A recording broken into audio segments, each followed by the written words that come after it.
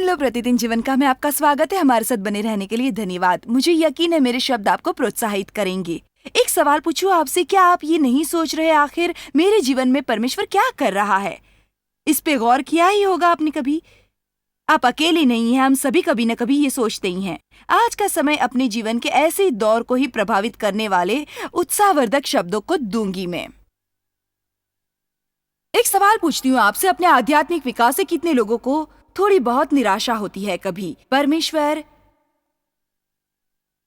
परमेश्वर जब बदल रहा होता है हमें तब थोड़ी पीड़ा तो जरूर होती है ना? सच तो यह है कि कई बार काफी पीड़ा होती है, नहीं? फिर कई बार तो जब परमेश्वर हमें कार्यरत होता है हमें यही समझ नहीं आता कि वो कर क्या रहा है। ये यूं लगता है, अरे क्या कर रहे हो आप? ऐसा इसलिए क्योंकि कई बार वो हमारे जीवन से कुछ ऐसी चीजों को बाहर कर देता है जिन्हें ले हम सोचते हैं ऐसा क्यों हो रहा है। हमारी राहों में ऐसे इंसानों को ले आता है कई बार वो, जिन्हें लेके हम सोचते हैं इनके साथ क्यों रहे हम। ऐसी छोटी मोटी कई चीजें होती हैं, उनके द्वारा आपको उत्साहित करने हेतु मन हो रहा है ये छोटी सी कहानी सुनाऊं आज रात, जिसका शीर्षक है चाय के प्याले की कथा। हो सकता है टीवी पर पहले या मेरे किसी टेप वगैरह में इसे सुना हुआ हो आपने, परंतु मुझे यकीन है आप में कई ऐसे भी लोग हैं जिन्होंने इसे नहीं सुना होगा। ये उनके लिए है, ये उनके लिए भी है जो ये समझ नहीं पाते कि परमेश्वर क्या कर रहा है उनके जीवन में, और ये उनके हेतु भी है जो ये महसूस करते हैं जो कुछ नहीं कर पाएंगे। वो सचमुच नहीं जान पाते परमेश्वर क्या कर रहा है। तो कहानी यूं है, एक पुरानी वस्तुओं की दुकान पर एक जोड़ा पहुंचता है एक रोज। वहां एक बेहद खूबसूरत आकर्षक एक छोटा सा चाय का कप दिखाई देता है, एक ऊंचे स्थान पर रखा हुआ। बहुत पसंद आता है उन्हें। वो कहते हैं ये चाय का प्याला हमें लेना ही चाहिए। उन्हें वो काफी भाया था। उसकी कीमत चुकाकर उसे घर ले जाने को अपने साथ तैयार भी थे। वो चाहते थे कि वो चाय का प्याला उनका हो जाए, मगर तभी वो नन्हा सा प्याला उनसे बातें करने लगा। उसने कहा, मैं हमेशा से ऐसा नहीं था। एक वक्त था जब कोई मुझे चाहता नहीं था। एक समय वो भी था जब मैं जरा भी आकर्षक नहीं था। सच बताऊं, मेरे जीवन में ऐसा समय भी था जब मैं पुराना, कठोर, मटमैला मिट्टी का ठेला था। जरा एक मिनट के लिए सोचिए, एक चाय के प्याले का आरंभ बिंदु क्या है? कोई आकार नहीं, कोई रंग नहीं, गरम पेच के लिए स्थान नहीं, बस एक सख्त कुरूप भूरी मिट्टी का लौंदा ही तो है ये। मगर एक दिन उस्ताद कुंभार ने उठा लिया मुझे और थपकियां देकर आकार देने लगा। मैंने कहा, रुको, क्या करते हो? पीड़ा होती है, मुझे छोड़ दो यूं ही। उसने सहज भाव मुझे देखा और कहा, अभी नहीं। फिर उसने मुझे चाक पर लगा दिया और मुझे घुमाने लगा, गोल गोल गोल गोल गोल गोल। मुझे चक्कर सा आ गया, मेरी आंखें भी धुंधला गईं। मुझे लगा सब कुछ खत्म हो रहा है मेरा। हर कुछ घूमता नजर आ रहा था, कुछ नियंत्रण के बाहर लग रहा था। मैं चीखा, जाने दो मुझे यहां से। और उसने फिर इतना ही कहा, अभी नहीं। आखिरकार वो दिन आया जब नया आकार प्राप्त हो गया मुझे, और ये नया अवतार मेरा घूमते रहने से ही बना है। वो सारी थपकियां, तोड़ मरोड़, दबाना और नोचना ही मेरे नए रूप का कारण बने। पर तभी अचानक उसने मुझे भट्टी में डाल दिया, जिसके बारे में उसने कहा कि ये तो पहली आग है। भीषण गर्मी थी वहां, इतनी अधिक कि क्या बताऊं। मुझे लगा और बर्दाश्त नहीं होगा मुझसे, किसी राह सहन नहीं होगा। ये अब कुछ नहीं होगा, मेरा मर ही जाऊंगा मैं यहां। मैं चीखा, बाहर निकालो मुझे, बाहर निकालो। मुझे तो लगा था तुम मुझसे प्यार करते हो। रो रहा था मैं, क्यों तुमने मुझे अंदर डाला? उस भट्टी के दरवाजे पर कांच की खिड़की थी जिससे वो उस्ताद झांक झांक कर देख भी रहा था और मुस्कुरा रहा था, मगर बाहर नहीं निकाल रहा था। उसने बस मुझे एक गहरी निगाह से देखा और कहा, अभी नहीं। अंत में दरवाजा खुला और फिर उसने मुझे बाहर निकाला, मुझे और एक मेज पर रख दिया। मैंने कहा, ओह शुक्रिया प्रभु। परंतु नहीं, एक बदबूदार रंग को हर तरफ पोतना शुरू कर दिया उसने। मेरा ये सुंदर नीला रंग जो आप देख रहे हैं, मैंने कहा बदबू आ रही है जिससे घुटन होती है। इसकी खुशबू पसंद नहीं मुझे, बंद करो बंद करो बंद करो बंद करो बंद करो। पर फिर वही उत्तर सहज भाव से, अभी नहीं। तत्पश्चात उसने फिर मुझे भट्टी में झोंक दिया, जिसे दूसरी आग कहते हैं। पहली बार से अधिक ही भीषण गर्मी थी वहां। अब तो मुझे यकीन हो गया कि बचूंगा नहीं। मुझे लगा अंत आ गया मेरा, खाक हो जाऊंगा अब मैं फिर चिल्लाया, मुझे बाहर निकालो, हे भगवान निकालो निकालो निकालो, सचमुच सहन नहीं होता। मैं बोल रहा हूं ना और बर्दाश्त नहीं होगा, क्या तुम मुझे सुन रहे हो? अब बाहर निकालो मुझे। और उस कांच की मेज पर देखता, बस एक ही जवाब देता। और फिर एक दिन आखिरकार वो दरवाजा खुला, उसने मुझे निकाला, यहां अलमारी के ऊपर ठंडा होने रख दिया। अलमारी में था अब मैं। एक बार फिर कहना चाहूंगी, उसने अलमारी के ऊपर ठंडा होने के लिए रख दिया मुझे। क्या आप में से भी कोई अलमारी में रहा है, भट्टी में रहा है? कोई किसी को महसूस हुआ कि नया आकार और प्रकार बन रहा है उसका? जीवन में दुर्गंध जाती लगी क्या किसी को? हम भी कहते ही हैं, आर ये बांस मार रहा है, मेरे हालातों में दुर्गंध है। फिर जब ठंडा हो गया मैं, तो एक दिन आके उसने आईना दिखाया मुझे। खुद को देखते हुए मुझे यकीन ही नहीं हो रहा था कि इतना बदल गया। मैं विश्वास नहीं कर रहा था अपनी सुंदरता पर। जिस कुरूपता और बुढ़ापे से शुरुआत हुई थी वो अब नहीं रही थी। और जैसा खूबसूरत नन्हा सा नाजुक प्याला हूं मैं, जिसे हर कोई लेना चाहता है। एक समय ऐसा भी था जीवन में जब कोई मुझे अपनाना नहीं चाहता था, कोई मुझे पसंद नहीं करता था, सब मुझको लात ही मारते थे और चले जाते थे। मगर आज कुछ विशेष हूं मैं, मगर हमेशा ऐसा नहीं था। आमीन आमीन।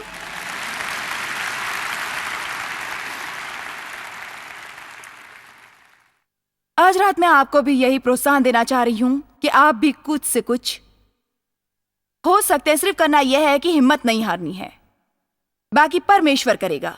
सच यह है कि कई बार हम कुछ ज्यादा भी करने लगते हैं जिससे परमेश्वर की राह में रोड़ा हो जाते हैं। आप खुद अपने को नहीं बदल सकते, सिर्फ इतना ही कीजिए कि उससे सहमत हो, प्रस्तुत हो, जो करना है करो। आप बस इतना ही कर सकते हैं कि पीड़ा से भागे नहीं। आप सिर्फ यही कर सकते हैं कि कठिन परिस्थितियों में भी जमे रहे, क्योंकि वो हालात आज जो काम कर रहे हैं उन्हें कल को सराहेंगे ही। आप एक दिन ऐसा भी आएगा जीवन में कि आप जिसे घोर शत्रु समझ रहे हैं वही सबसे बड़ा मित्र लगेगा आपको। आसान समय में नहीं, आसान समय में नहीं बदलते हैं हम, कठिन समय में बदलते हैं।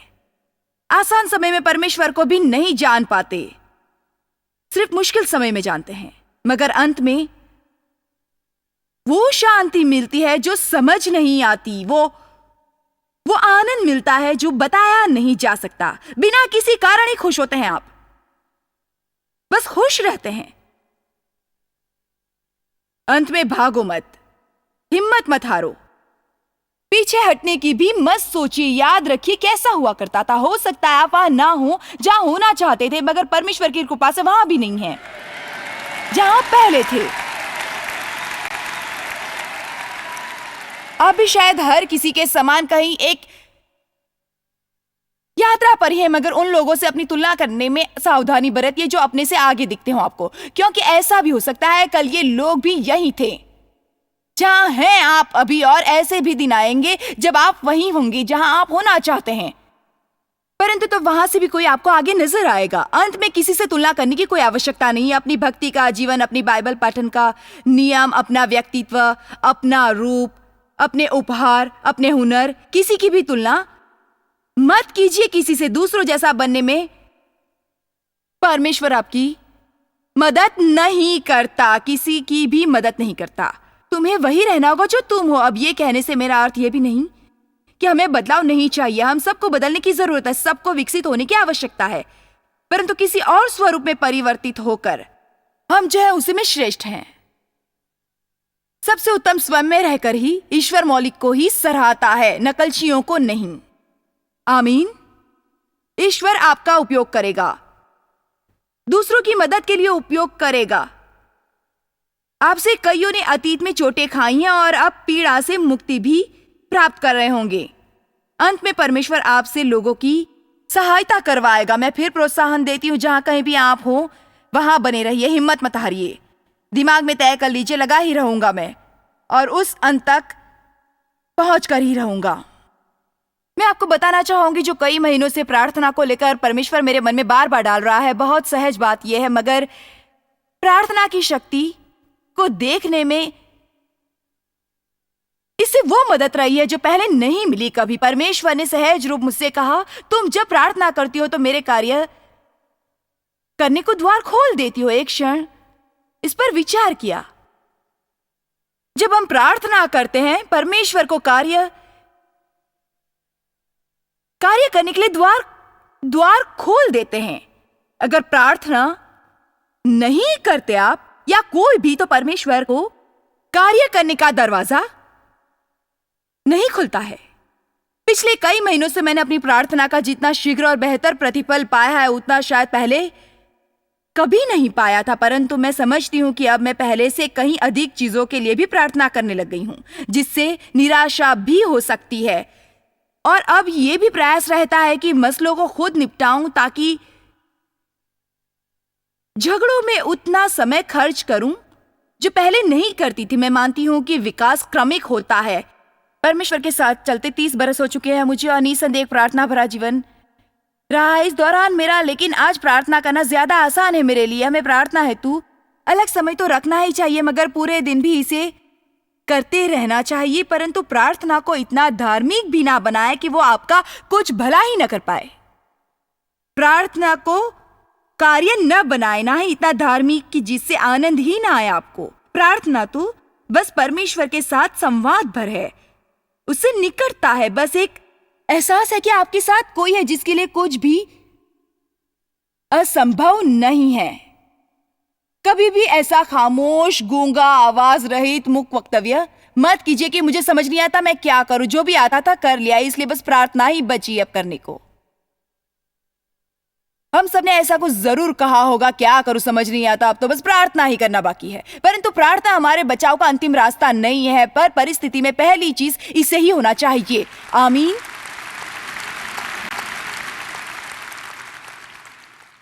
जब मैं प्रार्थना करता हूं तो परमेश्वर के लिए काम करने का द्वार खुल जाता है। इस छोटे से वक्तव्य को अगर आप घर जाके किसी कार्ड पर लिख लें और ऐसी जगह लगा दें जहां आप उसे देख सके। जब आप अपने बच्चों के लिए प्रार्थना करते हैं तो उनके जीवन में परमेश्वर को कार्य करने का द्वार खोल देते हैं। कई बार उसके पीछे खड़े रहकर भी सिवाय खून जलाने के और दूरियां बढ़ाने के अपने बीच और कुछ हासिल नहीं कर पाते आप, मगर प्रार्थना करते हैं तो आप परमेश्वर के लिए द्वार खोलते हैं। इसका अर्थ यह भी नहीं कि परमेश्वर हमें यह कहता है कि हम कुछ भी ना करें, मगर सच जानते हैं अधिकतर बार हम अपनी ही योजना बनाते हैं और प्रार्थना करते हैं कि परमेश्वर उसे सफल करे। दुनिया को अपने हिसाब से चलाना चाहेंगे तो जीवन का मजा नहीं उठा पाएंगे।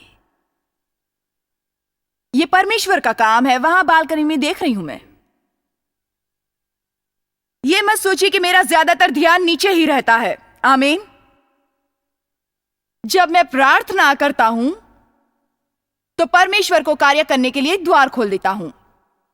आइए मैं फिर से दोहराती हूं, जब मैं प्रार्थना करता हूं तो परमेश्वर को कार्य करने के लिए द्वार खोल देता हूं। कितना अद्भुत है ना यीशु का ये नाम जो हमें प्राप्त हुआ है, और इस नाम को लेते ही कितनी जबरदस्त चीजें होती हैं।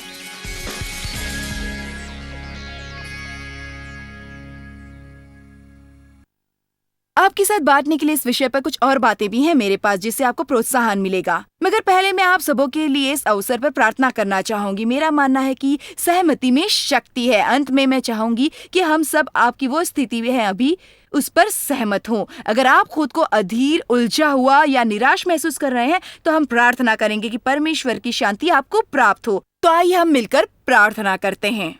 हे परमपिता यीशु के नाम पर हम तेरे पास आते हैं और इकट्ठे प्रार्थना कर रहे हैं अपने दर्शकों की खातिर भी। और मेरा यकीन है कि ये सब सहमत है मुझसे कि आप सबको ऐसी शांति प्रदान करेंगे जो समझ से परे हो। एक अत्यंत लंबी, सताई हुई मगर धीर आत्मा को वो देंगे जिससे उन्हें पता चलेगा रत्ती भर भी शक के बिना कि जो आप करते हैं वो सही है। और जब करते हैं वो समय उचित होता है। मैं प्रार्थना करती हूँ कि वो जहाँ पे हैं और जिस राह में जा रहे हैं उसका आनंद उठाएं और ये समय उनके जीवन का व्यर्थ ना कहलाए जिसमें उलझन और निराशा हो, यीशु के नाम पर आमीन।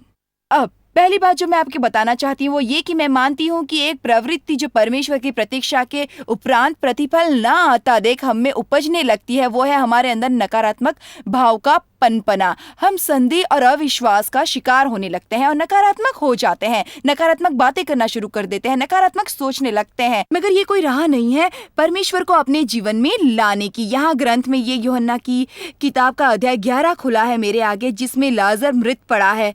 उसकी बहनें बहुत दुखित हैं, उन्हें कुछ सूझ नहीं रहा है आगे। वो बोली, यीशु अगर तुम यहाँ होते तो हमारा भाई मरता ही नहीं। कई बार जीवन की परिस्थितियाँ ऐसी हो उठती हैं कि हम सोचने लगते हैं कोई राह नहीं है। उन्हें भी लगा था अब यीशु भी क्या करेगा। वो बोली, अगर तुम यहाँ होते तो ऐसा नहीं होता, ये कुछ ऐसा है चूंकि अब ये हो ही गया तो हम कुछ नहीं कर सकते। बाइबल दरअसल बताती है कि परमेश्वर ने जानबूझकर प्रतीक्षा की, जानते हुए कि लाजर बीमार है, सोच समझकर उसने उसे मरने दिया। हालांकि प्यार था उससे, ऐसा इसलिए क्योंकि उन्हें पहले से ये पता था कि उस स्थिति में वो पुनः उत्थान को दर्शाने वाला है।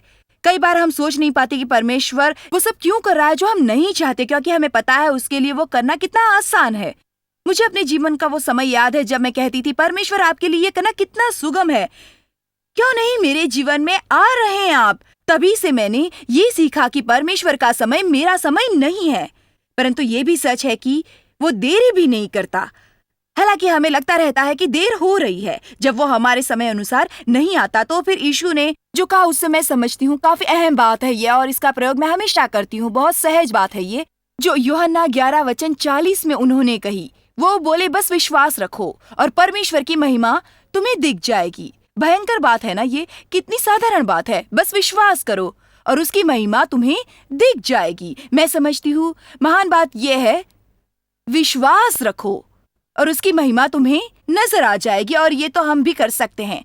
ना इसे हमें समझने की अधिक जरूरत है, ना किसी को समझाने की, ना ही इसकी कोई आवश्यकता है कि हम दोस्तों को कारण देते फिरे कि क्यों अभी तक कोई शुरुआत नहीं हुई हमारे जीवन में। दूसरी चीज जो मैं मानती हूँ हमें करनी चाहिए वो है अदृश्य के विषय में थोड़ा और सोचना। पौलुस ने 2 कुरिन्थियों 4 में कहा था कि वो अपनी परीक्षा से हतोत्साही नहीं हुआ, कम से कम इतना तो नहीं कि पूरी तरह हाथ उठा ले, क्योंकि जो दिखता है उससे अधिक अदृश्य की ओर देखा उसने। मैं भी आपको जिस चीज के लिए प्रोत्साहित करना चाहती हूँ वो ये है एहसास कि हर दिन परमेश्वर आप में कार्यरत है। और बस एहसास ही नहीं चाहती हूँ, जोर से इसे बोलने के लिए भी आपको प्रोत्साहित करना चाहती हूँ। मैं मानती हूँ कि हमारी स्वीकारोक्ति और कठिनाई के समय जो हम बोलते हैं वो अति महत्वपूर्ण है, इसलिए ये बोलने को प्रोत्साहित करती हूँ मैं। मेरा विश्वास है कि अभी के अभी परमेश्वर मेरे हेतु कार्य कर रहा है, तुम्हें प्रतिफल मिलेगा। बाइबल भी मरकुस 11 में कहती है, प्रार्थना में जो भी निष्ठा पूर्वक मांगोगे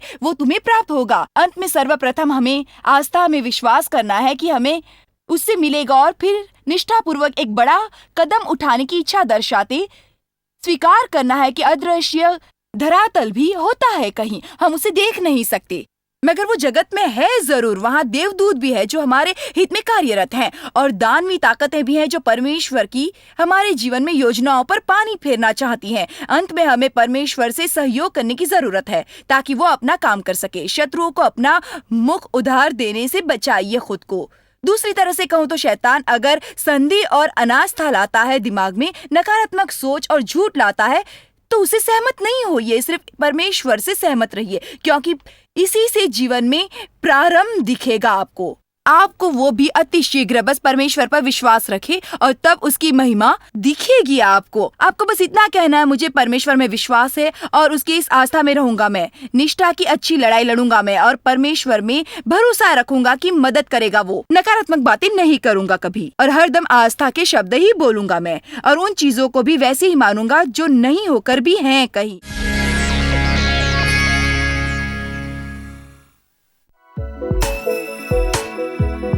आप जितना जानते हैं उससे भी अधिक आप हमारे लिए जॉयस मेयर मिनिस्ट्रीज एशिया में महत्वपूर्ण है।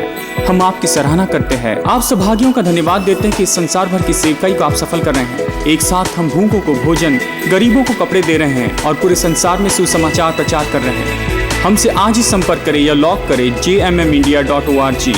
अपने प्रार्थना निवेदन भेजें, हमारे स्रोत के विषय जानें, जॉइस की सभाओं के विषय जानें, और जैसे हम पूरे संसार में मसीह के प्रेम को बांटते हैं तो आप हमारे साथ सहभागी हो जाएं।